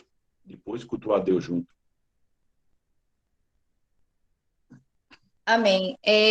Aqui o irmão Ronaldo diz o seguinte: na lição 6, no tópico 3, o senhor comenta que algumas pessoas da igreja de Corinto se vangloriavam por ter sido influenciadas por grandes intelectuais da época. O que podemos aconselhar para os irmãos, os jovens, no caso, né, de hoje, que valorizam mais os livros seculares do que a própria Bíblia? Olha, depende aí de livros seculares, né? Eu até vou um pouco mais além, até comentei em outra live também, e nós como líderes temos que estar atento a isso. Quem está fazendo a cabeça, no sentido já no linguajar jovem, dos nossos jovens na igreja. Então, tem muitos intelectuais hoje aí que são os bambambãs, né? Ganham horrores aí para dar palestra e falam, questionam muitas questões da fé, pessoas que tiveram experiência de fé também, que são grandes pensadores, considerados grandes pensadores hoje, né? Que utilizam da filosofia, utilizam de textos bíblicos, conhecem a Bíblia, né? E estão influenciando os nossos jovens hoje em dia. Mas nós criticamos muitas vezes esses jovens que acabam sendo influenciados por esses pensamentos, porque eu também eu ouço palestras de outras pessoas, esses influenciadores também. Ver o que eles estão pensando, o que eles estão falando e faço o meu julgamento, né? A Paulo diz assim, analisar tudo e retende o bem. Agora, os jovens talvez não estejam muito preparados para fazer essa análise e também quando eles chegam na nossa igreja, muitas vezes os nossos líderes estão despreparados. Então, eu entendo que uma forma de ajudar nesse quesito os líderes, as pessoas que estão à frente, os professores, os pastores, se dedicarem. Na nossa igreja, houve por muito tempo um desprezo, muitas vezes, também pela formação, pela capacitação, tanto secular, com Paulo, a gente coloca aí, Paulo era uma pessoa intelectualizada, era uma pessoa inteligente, mas ele não colocava isso como, em primeiro lugar, desfazia das outras pessoas, né? Mas isso é importante. Se Paulo não tivesse a capacitação que ele tinha, não teria deixado para nós como deixou de escrito, no sentido dessa capacitação que Deus usou para o benefício do reino de Deus. Então, eu entendo que os jovens, eles ouvem essas pessoas, ouvem muitos programas, outros autores, e depois, quando chega na igreja, tem muitas pessoas que estão também fazendo de qualquer maneira. Aí cai no descrédito. Por quê? Porque as pessoas também não se preparam para trazer uma mensagem, um texto. Pessoas que não... Hoje, os jovens estão mais treinados a analisar o contexto, quando vai ver um texto, fazem pesquisa. Então, muita gente cita coisas que o jovem está ali com o celular na mão, muitas vezes já sabe, já pesquisa. Mas ele não tem nada a ver. E as pessoas, às vezes, não se preparam, falam por falar. Então, eu acho que nós temos aí uma culpa nesse sentido também, né? De se preparar para que os jovens possam se espelhar na gente também, não só a questão prática, mas também na questão do conhecimento. Eu costumo falar para os professores de jovens que eles têm que conhecer quem os jovens estão ouvindo e escutando, né? Ouvindo e assistindo no YouTube as músicas, quem são os cantores que eles estão ouvindo, até porque quando vai ministrar aula, está por dentro dessas pessoas, né, que estão influenciando aí os nossos jovens. O irmão Pedro Ronald pergunta o seguinte, sobre a ressurreição. Jesus é a primícia dos que dormem. O que significa isso? E a ressurreição dos crentes? Como será? É semelhante à de Cristo? Sim, sim. É porque ele é a primícia dos que dormem, porque, como ele diz, a morte é como o sono. No caso, Jesus fala que, na realidade, ele morreu e ressuscitou. E como o apóstolo Paulo tranquiliza ali os coríntios, na realidade, o modelo da morte e ressurreição de Cristo é um modelo para a igreja. Da mesma forma que ele ressuscitou, né? Deus o ressuscitou, o seu corpo transformado, da mesma forma também aqueles que são salvos que morrerem vão ser transformados da mesma forma. E os que estiverem vivos, os seus corpos serão transformados também da mesma forma. É o modelo da transformação que haverá o corpo do ser humano salvo.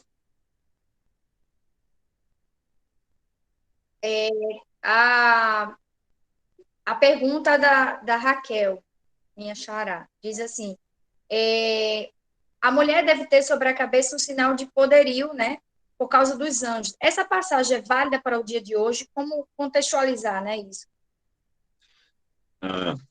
Bem, na realidade, eu vou comentar, mas a gente não comenta isso na lição, né? Porque conforme a orientação, pedido da CPAD, dos assuntos que a gente teria que abordar. Mas com relação ao cabelo, tem a questão cultural em Corinto também, sabe? Por exemplo, a mulher que tinha um cabelo curto, na realidade, o que ela estava dizendo? Lembra que eu falei das prostitutas cultuais? Então, na realidade, elas tinham uma característica específica, né? Então, quem via já sabia que era prostituta cultual. E uma das formas era o cabelo cortado, para dizer que ela não tinha dono, vamos dizer assim. Ela não tinha marido. Então, e algumas, às vezes, iam para a igreja. Participavam também da igreja. Então, o apóstolo estava orientando sobre os costumes da cidade. Então, a gente tem que entender isso. Para contextualizar, não ser tão literal nesse sentido lá. Porque aí era uma identificação das pessoas e as suas características até morais e caráter representada pelo estereótipo. E por isso que fala, então é melhor que rape o cabelo. Então, se for para ficar grande, então é melhor rapar, ou grande ou rapado, mas não curto, mostrando o pescoço, o ombro, porque daí demonstrava que era alguém, uma mulher, dentro daquele conceito que não tem dono. Para vocês terem uma ideia, eu coloco isso no livro ali. Quando uma moça, né, uma mulher, se identificava como sendo de Corinto, então, na mentalidade do povo daquela época, já entendia que era uma prostituta ou uma pessoa imoral sexualmente falando. Ok.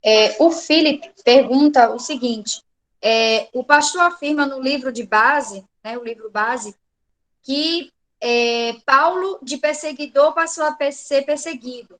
A partir desse ponto, Paulo passa a ser de judeus a apóstolos, né, dos gentios.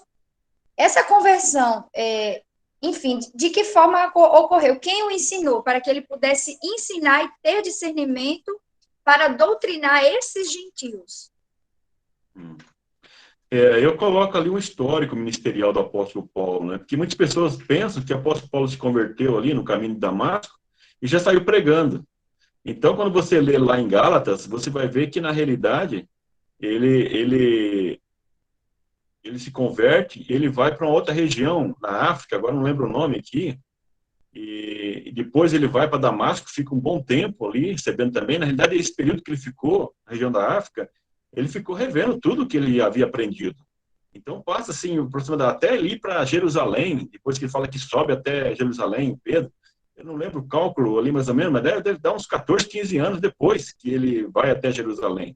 Então, o apóstolo Paulo, ele não se converteu e saiu correndo pregando. Ele foi rever, ele foi pesquisar o que ele já sabia a respeito do judaísmo e foi, depois da revelação do Cristo ressurreto, ele passou a fazer uma releitura do que ele aprendia até então. Ele tem que rever. Por isso que o apóstolo Paulo faz essa releitura através de seus textos, os argumentos, em especial com os judeus. Romanos 4, né, que eu trabalho nesse livro de justificação pela fé, na perspectiva abraâmica e paulina, deixa bem claro ali como que o apóstolo Paulo ele faz uma releitura, né, da justificação de Abraão lá no Antigo Testamento, pela fé. Antes de ser circuncidado, antes da lei, que então ele foi justificado antes de circuncisão e antes da lei de Moisés, que ainda não existia. Então, era desnecessário para a sua justificação. Então, nós vemos como ele vai fazendo essa releitura, o que para ele era claro, dentro do seu conceito judaico, ele percebe que aquilo não era o que ele pensava. Ele vai fazendo essa releitura e vai argumentando com os judeus. É interessante. Romanos 4, no livro Justiça para a Graça, também eu trabalho isso daí. Eu acho maravilhoso como o apóstolo Paulo vai fazendo isso. Então, ele reconstrói, não é de um dia para a noite. Ótimo. E uma última pergunta para fechar aqui, tá? A última pergunta da Zilanda. Eu vou contextualizar aqui a pergunta dela, ela foi mais específica, mas eu vou falar de um modo mais geral.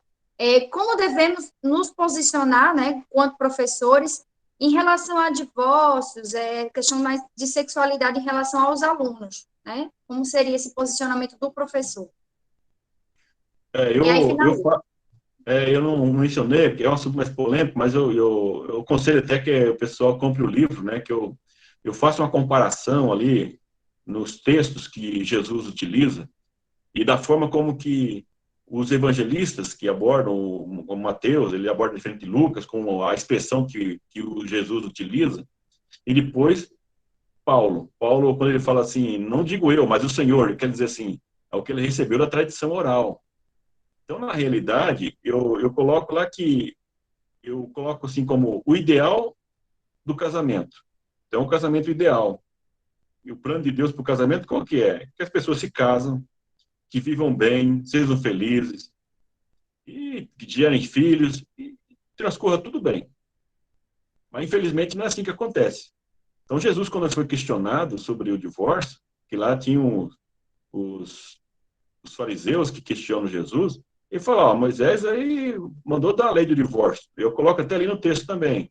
Era uma forma de garantia, de proteger a mulher na época, porque na realidade o divórcio era só para o homem. Então a mulher não tinha direitos, né? Se caso não tivesse divórcio, ela ficava ali largada. Então tem toda uma questão cultural aí também, nesse sentido. Mas Jesus deixa bem claro. Isso ele fez por causa da dureza do coração. Então, nós vemos a questão cultural. Então, nós temos que ver como que o divórcio era encarado também no Império Romano, a diferença com o Império, com os judeus. Então, eu entendo assim, que o casamento, o ideal, é o casamento de uma vez só, para sempre. Por isso que eu reforço na lição ali, eu falo sobre o casamento, que o jovem deve pensar bem para casar. Eu trabalho isso lá no Cobiça e Orgulho também. Deve pensar bem para não casar, porque não é a fuga da tentação sexual, não é a fuga dos problemas que todo mundo tem. O casamento deve ser bem pensado, né? Deve ser alguém que você tenha aquela, pelo menos dentro do que conhece, bem planejado. Mas, infelizmente, não tem como você também oprimir, quando Paulo fala no capítulo 7, sobre a questão em Romanos, ele usa o exemplo do casamento, da lei, da opressão. Então, muitas vezes, o casamento é opressão. Então, é melhor você ficar aconselhando a manter um casamento de uma pessoa que está torcendo para o cônjuge morrer, para ele ficar livre para casar. Paulo trabalha lá na questão da lei. Então, cada caso é um caso, tem que ser analisado com calma. Então, tem situações que eu, por exemplo, nunca ia chegar, dependendo da situação, e dizer, não, você vai ter que ficar casada com essa pessoa porque o texto diz. Tem que contextualizar isso também. Então, tem situações que as pessoas estão oprimindo com base nesse versículo para manter um casamento opressor. Porque Jesus disse que o marido tem que amar a mulher como seu próprio, né, como Cristo amou a igreja. Então, ele tem que demonstrar isso também. Então, existe uma diferença entre o casamento ideal e a realidade.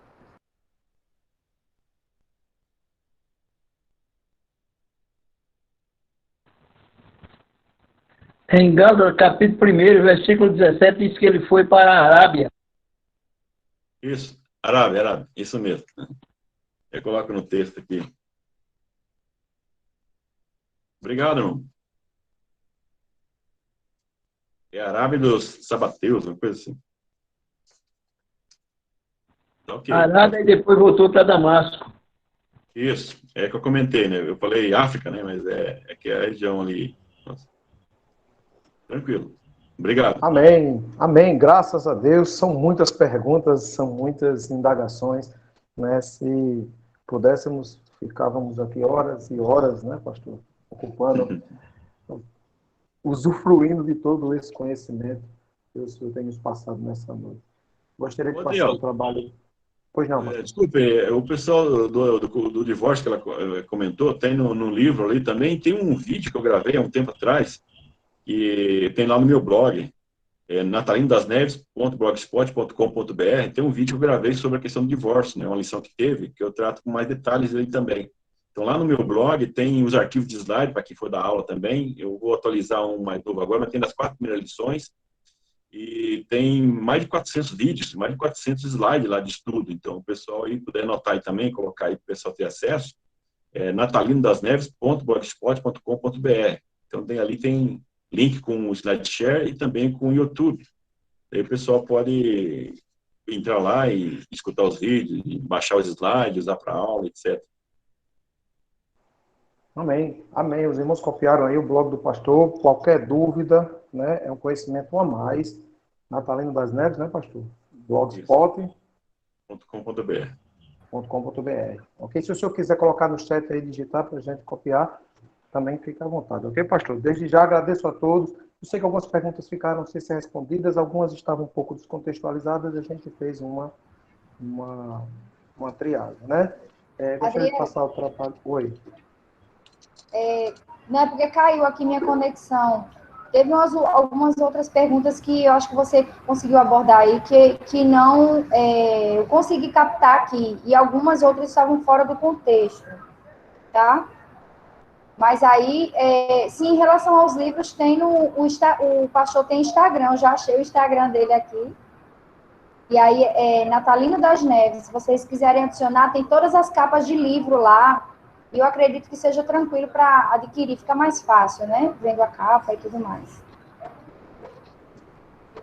Ok, sim, perfeito. Inclusive, André, eu acho que já passei para vocês, o pessoal acha que ter recebido também. Lá no Instagram tem um vídeo, no YouTube, um vídeo também convidando os jovens, né? Fazendo um panorama também do trimestre, convidando para participar da escola dominical. Eu peço que vocês peguem esses vídeos e compartilhem para os jovens, para chamar eles para a escola dominical, falar do assunto. Acho que vai ajudar também aí a promover a escola dominical. Excelente, excelente. Precisamos mesmo usar das ferramentas que disponibilizamos. Vou acessar hoje mesmo, vou buscar esse vídeo do senhor convidando os jovens, para colocar nos grupos, né? Todos nós temos grupos de sala de jovens, todos os nossos professores, para que a gente possa interagir com eles, né? Porque às vezes a gente escreve, às vezes a gente trabalha uma lição, a gente diz o nome do escritor no início da lição e aquela informação passa e eles ficam sem saber quem é a pessoa, de onde vem. Quando você apresenta o Instagram, quando o professor, o pastor tem uma rede social, um trabalho, um blog, isso faz com que eles se identifiquem, né? E busquem melhor entender a lição. O jovem ele também tem esse link, né, com o escritor, né, da revista. No meu blog ali você consegue ir para todos. Tem lá, coloquei lá esse arquivo também. Peço para o pessoal também se inscreva no meu canal no YouTube, né? Tem uma página no Facebook também, Pastor Natalino das Neves, tem 2 perfis. Era justamente, eu ia falar sobre isso. Eu conheci o pastor Natalino das Neves, a irmã Silemar que está falando, Pai Senhor, pastor Natalino. Senhor. Eu conheci o senhor há muito tempo, eu já assisto suas aulas, eu sempre fez comentários, né, da lição de adultos, eu ensino a parte de adultos, e eu ia justamente reforçar isso. Essa rede social tão importante que é o YouTube, lá vocês vão conseguir entrar. E agora, né, pastor Natalino, como o senhor é o autor da lição, a sua videoaula também, que geralmente é de 10 a 15 minutos, também vai ser postada na editora CPAD, né, que é importante. Sempre a editora CPAD, confere, pastor Natalino, o senhor vai gravar também para eles lá, né? Sim, já foi mandado, acho que estão atrasados lá para... E tem as lives aí, provavelmente eu vou, domingo que vem, vou dar uma aula também online lá com a regional de Joinville, e vai ser ao vivo lá também, eles vão gravar, também vai ser, mas aí já foi, vai ser no dia da aula. Ok. Pronto, então é importante. Acho que a sua rede principal é a do YouTube mesmo, né? Onde o senhor grava as aulas e deixa lá disponível, tá? Para os professores e alunos. E no caso são as lives como essa aqui também, que o pessoal vai ter acesso aí nas informações. E da CPAD deve soltar até sexta-feira aí isso resumido lá. Deve ter dado uns... Eu ampliei um pouco mais, deu quase 30 minutos hoje. Tá certo. Muito obrigada pela sua disponibilidade. Se eles não soltarem até sexta-feira, eu garanto que eu jogo lá no YouTube para vocês. Tá bom. Muito obrigada pela sua disponibilidade, a sua prontidão. Assim que eu contatei, ele não fez nenhuma, né, restrição, já procurou na agenda, nos atendeu. Muito obrigada. É uma honra, de fato, recebermos o senhor aqui em nossa sala, né, um autor da revista, para comentar conosco tão pacientemente, responder as perguntas. Deus continue abençoando esse seu maravilhoso ministério, viu? Amém, obrigado. Eu que agradeço aí pela oportunidade de estar com vocês aí. Amém. Adriel? Paraíba, nunca fui em Paraíba, não conheço Paraíba. É uma terra muito bonita. É uma terra muito bonita. Quem sabe um dia, quando passar essa pandemia, a gente estava, inclusive, até um tempo atrás, um pouco antes da pandemia, programando um evento escola dominical. Quem sabe, assim, também o senhor não possa vir, né? Estar aqui conosco, o público vai ser um pouco maior, bem maior, né? Vai ser aberto. Se Deus quiser, isso tudo vai passar. E a gente vai se ver pessoalmente, em nome de Jesus. Amém, pastor? Amém. Estamos à disposição. Amém. Nosso superintendente, por favor, irmão José Carlos, fique à vontade para as considerações finais e terminar nosso trabalho por hoje.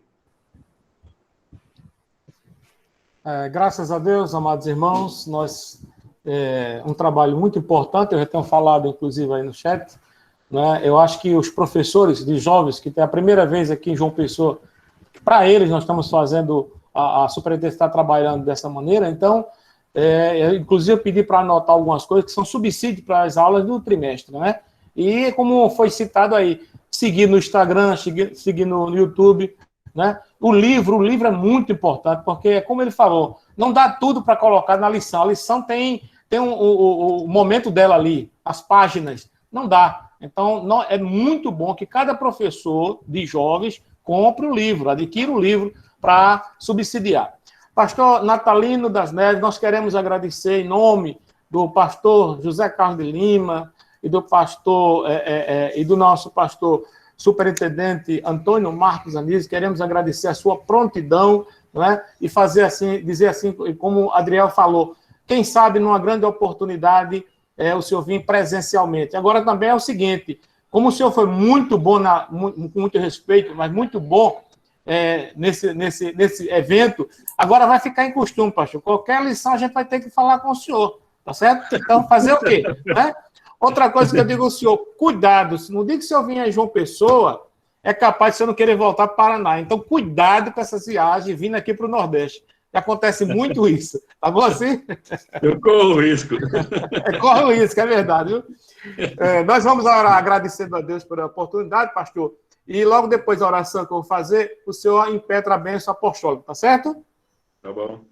Tá bom. Nosso Deus e Pai que está nos céus, queremos te agradecer por esta grande e rica oportunidade que nos concedeste de trazer o pastor Natalino das Neves para este evento primoroso, maravilhoso. Nós temos certeza que todos nós que estamos aqui e aqueles que vão visualizar, estando registrado, vão agradecer a Ti por esta grande e rica oportunidade. Abençoa teu servo, para que continue assim, com essa maneira de lidar, com essa característica de trabalhar com os jovens. Né? Ajuda-nos, nós te agradecemos, te pedimos uma bênção, inclusive, para o pastor presidente José Carlos de Lima, para o pastor Álvaro Cavalcante, para o pastor Antônio Marcos Anísio, que é o nosso superintendente. Nosso Deus e Pai, nós te agradecemos em nome de Jesus.